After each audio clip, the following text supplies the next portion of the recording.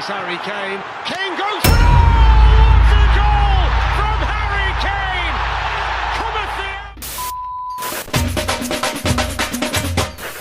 Starting up with comfort, you're going to get a boot which is very well padded in the heel area. This is due to the cushioning and the suede-like material in the lining, which drastically reduces the chance of you getting blisters. And in terms of comfort in the midfoot, I would say it's quite neutral. It's not too narrow and it's not too wide either. The tongue area is also not too tight and it pretty much feels seamless at times. The boot is also very comfortable in the toe area and there is a bit of breathing room for the toes to move about. Overall, the boot is well cushioned throughout the entire structure, and in the end you're going to get a very comfortable fitting and feeling football boot. Now onto the fit of the boot.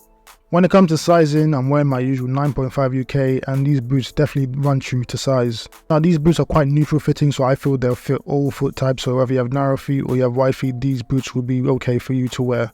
There is a little bit of room in the toe box area, but nothing to be worried about as well. As far as heel slippage and rollover goes, it's pretty much non-existent. I usually do these kind of reviews in like normal football socks or some kind of trainer sock, and I didn't have any issues with rollover or heel slippage. The lockdown of the boot is also very good. It's nothing to the extent of maybe say a Mercure where you feel extremely locked in, but the boot does a very good job of keeping your feet in place while you're playing. Now onto the tuning, or some people say the outsole or the sole blades. Now the shape of the studs is something that's very similar that you see on the Nike Phantom GT series with the split conical studs, and also a bit like you see on some of the earlier Nike Mercurial Superflies as well. The studs are also quite short in length too. Now while running around the boots I did feel quite mobile and maneuverability didn't feel like it was an issue at all. Stability wise, when you're changing directions or moving at high speeds, I never felt like I was going to lose balance in any way, shape or form, so stability wise they're actually quite good as well.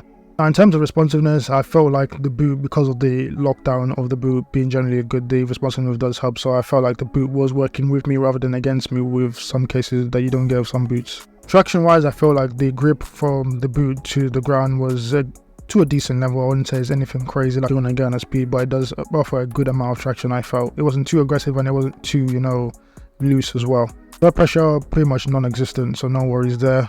And feedback is sometimes the kind of like springiness you get in maybe a speed boot.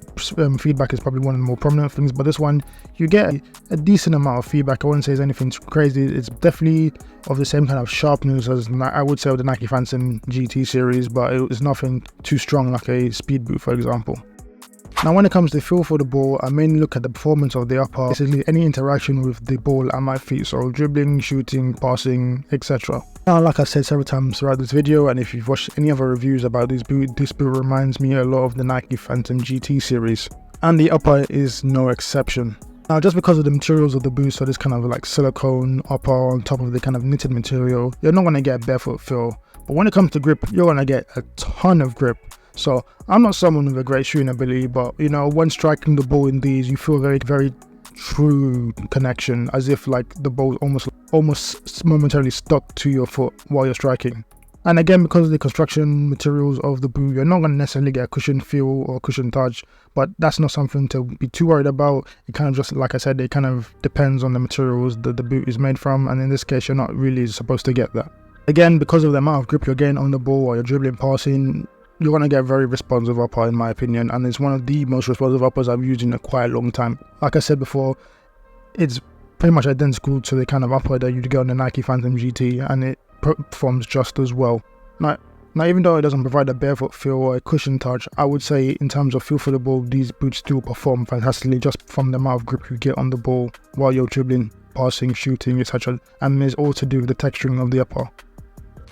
Now when I first learned that these were actually Skechers boots, I was of course quite apprehensive. I'm sure a lot of you were. Actually getting them in hand and trying them on feet, I've been pleasantly surprised. And I'm sure a lot of you will if you try them out as well.